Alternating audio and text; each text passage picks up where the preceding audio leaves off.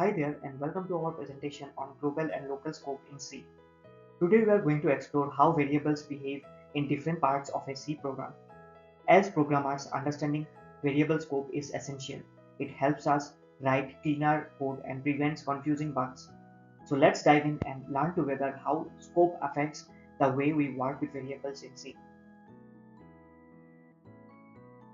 So what exactly is variable scope? When we declare a variable in C, its scope determines where in the program we can access it. There are two main types that we deal with every day: global scope and local scope. By understanding how scope works, we can write more organized code, avoid variable conflicts, and make debugging much easier. Trust me, this one concept we want to get right early on. Let's start with global variables. These are the ones we define outside of all functions, usually at the top of our C file. Once declared, a global variable is accessible by any function in our program. So if we want to share data across multiple functions, this this is one way to do it. But here's the catch. If we overuse them, we can quickly end up with unpredictable paths. So while global variables are powerful, we should use them carefully. Now let's move on to local variables. These are declared inside a function or block, and that's where they live and die. When you call a function, its local variables come to life, and when it ends, they vanish. What's great is that each function can have its own version of a variable with the same name, and they won't interfere with each other. As we build more complex programs, relying on local variables helps us keep things modular and easier to manage. Let's see all of this in action with a simple example. Here we have a global variable named global_var. It's accessible in both main and show scopes. Each function also declares its own local variable, both named local_var.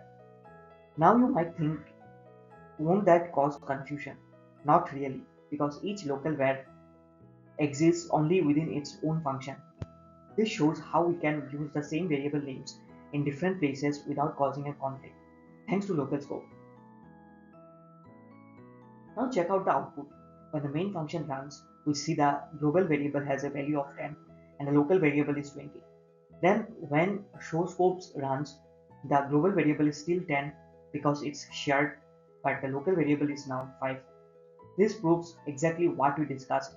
Global variables are the same everywhere, but local ones are unique to each function. Understanding this will help us avoid unintended changes and bugs.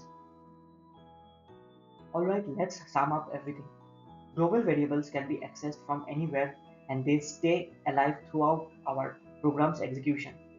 Local variables, on the other hand, exist only within the function where we declare them, and they are perfect for temporary use. If we use scope properly, we get more readable, modular, and maintainable code. And the best part, we avoid tricky bugs that come from variables accidentally affecting each other. Thanks for joining us on this quick deep dive into variable scope. If you found this helpful, do give it a thumbs up. It really helps us in making more content like this. Share it with your friends who are learning to code, and don't forget to subscribe to the channel for more tutorials and walkthroughs. Keep coding, keep learning, and we will see you in the next one.